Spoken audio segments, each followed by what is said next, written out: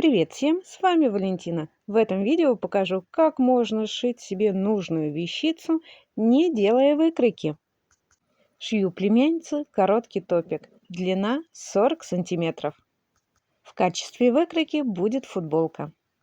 Но вы должны учитывать, что футболка – это трикотажная вещь. Если человек ее одевает, она в обтяжку, то, соответственно, нужно увеличить размер.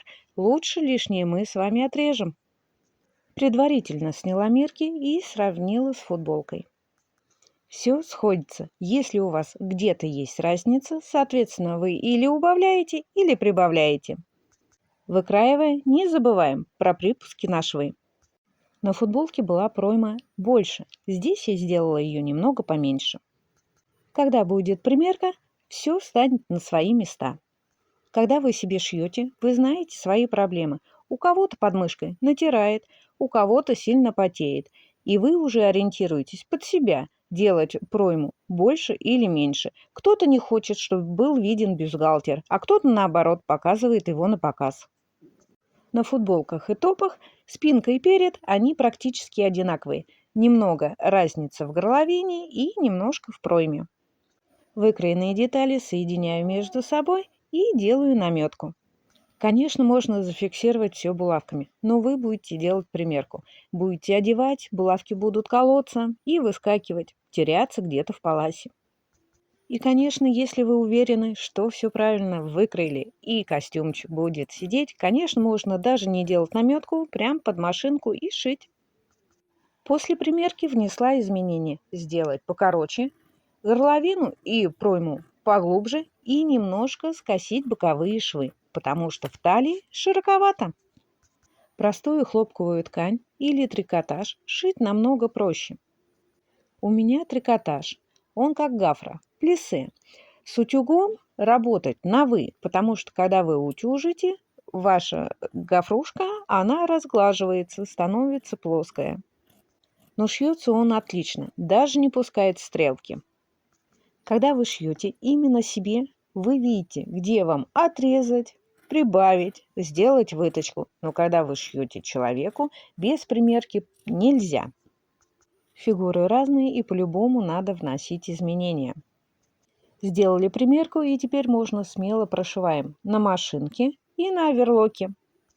Снимаю наметку после того, как прошила на машинке. Но снимаем наметку аккуратно. Не смотрите, как я делаю, потому что узелком можно повредить ткань, сделать дырку. Когда удалили наметку, теперь идем под оверлок, обрабатывать край. Здесь я вам показала, что обрабатываем низ, пройму и горловину на оверлоке. Хотела все обработать вручную, но вручную я сделала только низ и проймы. Начала горловину делать вручную, получается просто некрасиво, поэтому я не стала продолжать и сделала обтачку. Обтачка – это дополнительная ткань, выкраивающаяся, в нашем случае по закругленным линиям, это горловина. В готовом виде от 2 до 4 см шириной. И, как правило, она проклеивается флизелином. Пришиваю низ. Начала с бокового шва.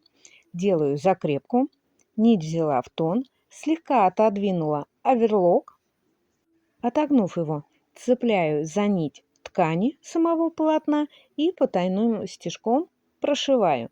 Через 7-6 стежков я делаю закрепку.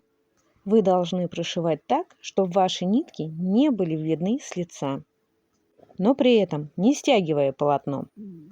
Так выглядит обтачка. Мы ее прошиваем. Плечевые швы должны совпадать. Выкраивается она отдельно, перед отдельно, спинка отдельно. По шву пустила отстрочку, не затрагивая лицевые стороны. А теперь соединяю плечевой шов и обтачку вместе. Они у вас должны совпадать. Это для того, что когда вы будете одевать, снимать, чтобы ваша обтачка постоянно не выворачивалась на лицо. Все зависит от вашей ткани. Обтачку можно пришить вручную, приклеить на паутинку или просто зафиксировать на плечевых швах. Изделие готово, немножко надо поколдовать, чтобы не было мятости. Это костюм, и продолжение следует в следующем видео. Заходите, посмотрите.